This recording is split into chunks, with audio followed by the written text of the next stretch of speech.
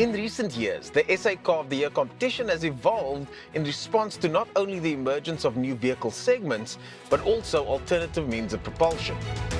For 2023, the COTI categories comprise of budget, compact, compact family, mid-size, premium, adventure SUV, 4x4 double cab, luxury, performance and new energy.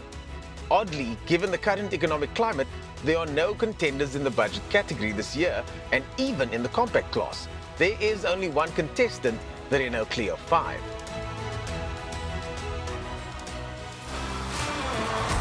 In terms of overall driving experience, the Clio does feel very nice on the road.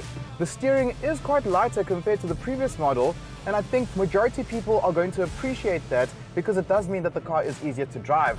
For those of you who are a bit more enthusiastic, the car isn't as dynamic as it used to be, but it's still quite a pleasure to drive. Next up is the compact family segment, which, not surprisingly, is made up entirely of SUVs, including the VW Tiger, Nissan Qashqai, Bike's Beijing X55, and of course, the Opel Mokka.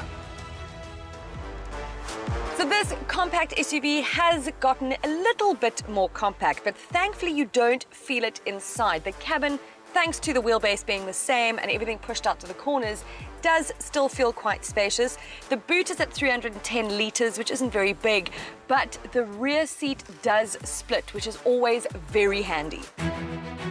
Moving further up the size ladder brings us to the mid-size category, which incidentally has the highest number of finalists.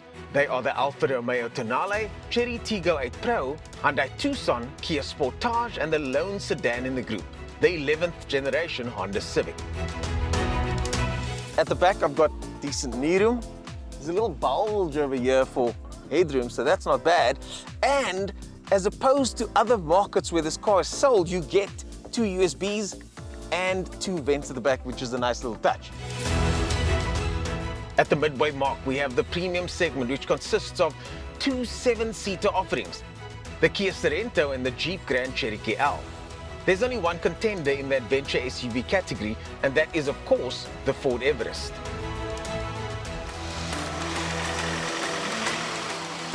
Feel that as the car shifts from side to side.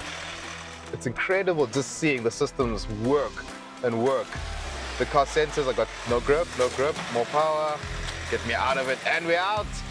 Oh, come on, more, come on, car. There we go. Its sibling, the Ranger, also made it onto the list of double cab finalists, as did the Isuzu D-Max. This model is powered by a 1.9-litre turbo diesel with 110 kilowatts and 350 newton meters, which isn't exactly very high numbers for a bucky, but it is quite normal again within this budget. You might have to think, a little bit more before overtaking, but otherwise it is certainly more refined than the previous model. The second of the 3 sedans in this year's competition is the inimitable Mercedes-Benz S-Class, the sole contestant in the luxury segment. Likewise, the performance category also saw only one entrant, Audi's RS3, both in sportback and sedan guises. The 10th and final vehicle class is called New Energy, which saw some fierce competition this year. The finalists are a diverse bunch and include the Haval H6 Hybrid, Volvo's XC40 P8 Recharge, the Toyota RAV4 E4, and last but certainly not least, Audi's e-tron GT and RS e-tron GT.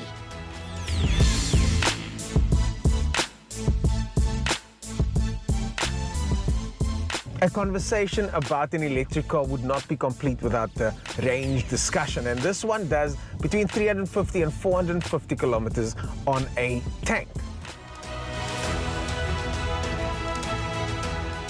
And there you have it, the 21 finalists who will be battling it out for the title of South Africa's finest new car of 2023.